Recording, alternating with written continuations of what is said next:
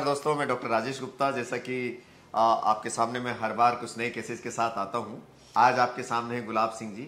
दोस्तों, गुलाब सिंह जी के बारे में पहले मैं आपको कुछ बताना चाहूंगा कि राष्ट्रीय स्वयंसेवक संघ का नाम आपने सुना ही होगा, जिसको शॉर्ट फॉर्म आरएसएस बोलते हैं। दोस्तों, आरएसएस में कुछ लोग ऐसे होते हैं जिन्होंने ये शपथ ले रखी होती है कि वो पूरे जीवन ब्रह्मचारी रहेंगे और अपना संपूर्ण जीवन इस राष्ट्र हित में लगा देंगे। मतलब कि शादी वादी नहीं करते हैं और बिना शादी करे हुए बिना परिवार को बढ़ाए और ये लोग देश सेवा में लगे रहते हैं। तो दोस्तों, ऐसी स्थिति में होता क्या है, किसी भी जगह इनको इनके भोजन की जो व्यवस्था होती है, पर्टिकुलर कोई घर नहीं होता, पूरा देश पूरा समाज ही इनका घर है। तो ये जहां भी इनके प्रवास होते हैं वहीं पर खाना जैसा मिल जाए वही खाना इनको खाना पड़ता है। इनका प्रवास भिन्न भिन्न जगह पर देश के किसी भी कोने में, गांव से लेकर के बहुत ग्रामीण एरिया में भी इनका प्रवास होते हैं। तो इनको जैसा भोजन मिलता है वैसा इनको खाना पड़ता है। कहीं पर सूखी रोटी भी मिल जाए तो वो भी खानी पड़ती है, कहीं पकवान भी मिलते हैं तो वो भी खाने पड़ते हैं। तो ये यहाँ आए थे एक बार मुझे दिखाने, तो मैंने देखा इनके दांत काफी खराब हैं। तो हमने कहा कि भाई साहब, आप घूमते रहते हैं इतनी जगह पर, तो आपके क्यों ना दांत लगा दिए जाए ताकि आपको किसी जगह समस्या नहीं आए, क्योंकि इनके प्रवास लंबे चलते हैं। किसी जगह पर ये 1 महीने रुक गए, किसी जगह 2 महीने रुक गए, कहीं जगह डेंटल फैसिलिटीज है, कहीं जगह नहीं भी है।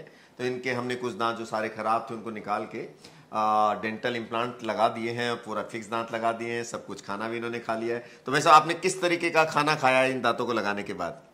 सब प्रकार का भोजन किया है मैंने तो। सूखी रोटी भी खाई है, तो चने भी खाए हैं, तो जो भी मूंगफली वगैरह सब मैं खा लेता हूँ, कोई दिक्कत नहीं है। और आपकी जब ये सर्जरी हुई तो कितना दर्द वगैरह कुछ हुआ, आपने कोई फेस किया? प्रारंभ में आपने इंजेक्शन लगाया तब तो मुझे पता चला कि दर्द हुआ जी, लेकिन उसके बाद इंजेक्शन के बाद मुझे कुछ पता नहीं चला। पहले जो नीचे के दांतों का आपने किया उसमें 3.5 घंटे तक आपने क्या क्या किया मुझे कुछ पता नहीं। बस वो आपकी मशीन की आवाज़ जरूर सुन रहा था जी जी। बाकी कोई पता नहीं था मुझे क्या हुआ क्या नहीं हुआ। हाँ, कोई दर्द नहीं हुआ। नीचे 4 इम्प्लांट डले हैं। हाँ। 2 हमने एक्स्ट्रा भी डाले हुए हैं इनके, और ऊपर भी 4 इम्प्लांट डले हुए हैं इनके। एक सर्जरी में मोटा मोटा तौर पे जो मेन सर्जरी होती है उसमें तो 1 घंटे से ज़्यादा का टाइम नहीं लगता, लेकिन उससे पहले के प्रोसीजर्स होते हैं, जैसे दांतों को निकालना है, बोन को साफ करना है, मुंह के अंदर इंसिजन से लेकर के जो बाकी के जो प्री ऑपरेटिव वर्क्स होते हैं उनमें थोड़ा सा टाइम लगता है। तो इस तरह से कुल मिला के आपको 3 घंटे, 2.5 से 3 घंटे तक एक ऑपरेटिंग टेबल पर रहना पड़ता है। बट ऑपरेशन के टाइम ऐसा भी नहीं है कि आदमी बहुत सीरियस हालत में रहता है, या ऐसा नहीं। हम बात करते करते भी बीच में रोक लेते थे, बात भी कर लेते थे, एक्सरेज भी होते हैं चेयर साइड पर ही। तो बिल्कुल रिलैक्स कंडीशन में ऑपरेशन होता है। और उसके सोजन वगैरह कितनी आई उसके बाद आपको? नहीं, कोई अधिक सोजन नहीं थी जी। नीचे भी अधिक सोजन नहीं थी, ऊपर का भी आपने अभी 17 मई को किया है तो उसमें भी आपने 3 दिन की दवा दी थी। 3 दिन की दवा भी मैं तो नहीं लेना चाहता, लेकिन कोई बहुत दर्द नहीं हुआ मुझे। जी जी। लेकिन आपने दी इसलिए मैंने ले ली, और उसके बाद मुझे कोई ऐसा दर्द नहीं है।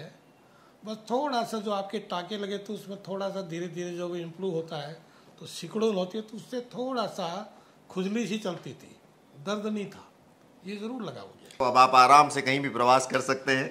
अब आपकी एक चिंता जो थी वो तो आपकी खत्म हो गई कि अब आप खाने वाने में कोई दिक्कत नहीं आएगी, और साथ में स्माइल भी आपकी ठीक हो गई। बहुत अच्छा, बहुत अच्छा, बहुत अच्छा, बहुत अच्छा, बहुत अच्छा।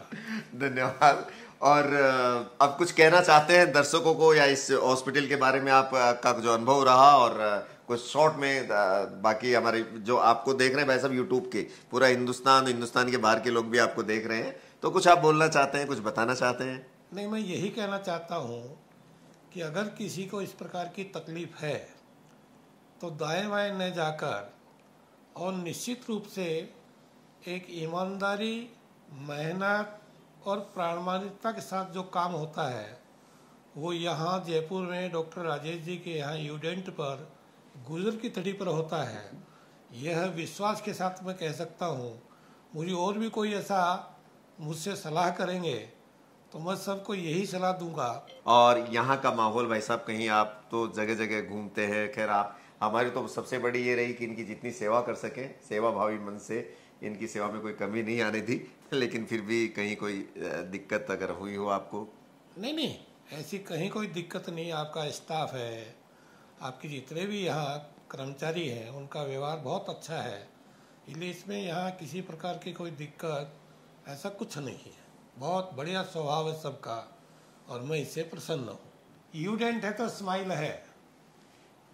वंदे मातरम। वंदे मातर, भारत माता की जय। जय।